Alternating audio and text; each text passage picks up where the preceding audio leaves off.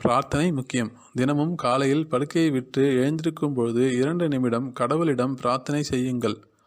உங்களை படைத்தவருக்காக இந்த நேரத்தை நீங்கள் ஒதுக்கலாம் இல்லையா?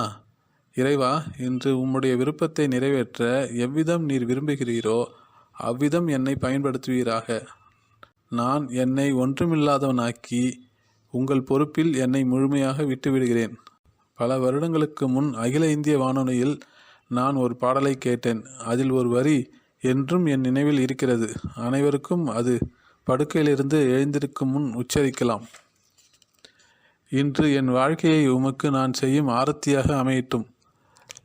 இதை நீங்கள் சொன்னால், நாள் முழுவதும் உங்கள் பிரார்த்தனையை நினைவு கூர்ந்தால், தவறான செயல் செய்வதற்கு முன்னும் தடுமாறி விழும் முன்னும் நீங்கள் ஒரு முறைக்கு 2 முறை சிந்திப்பீர்கள்.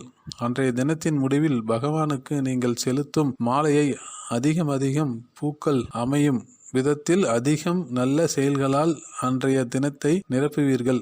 சுவாமி சிவானந்தர் எழுதிய மன அமைதி பூங்காவிற்கு ஒரு நல்வாழ்க்கை பாதை என்ற இந்த சிறிய நூலின் ஃபுல் புக்கு வீடியோ லிங்க்கு இங்கே இருக்கு. வேணுன்றவங்க செக் பண்ணி பாருங்க. ஆன்மீகத்தில் உள்ள அனைவரும் கேட்க வேண்டிய ஒரு அற்புதமான நூல். நன்றி. வாழ்க வளமுடன்.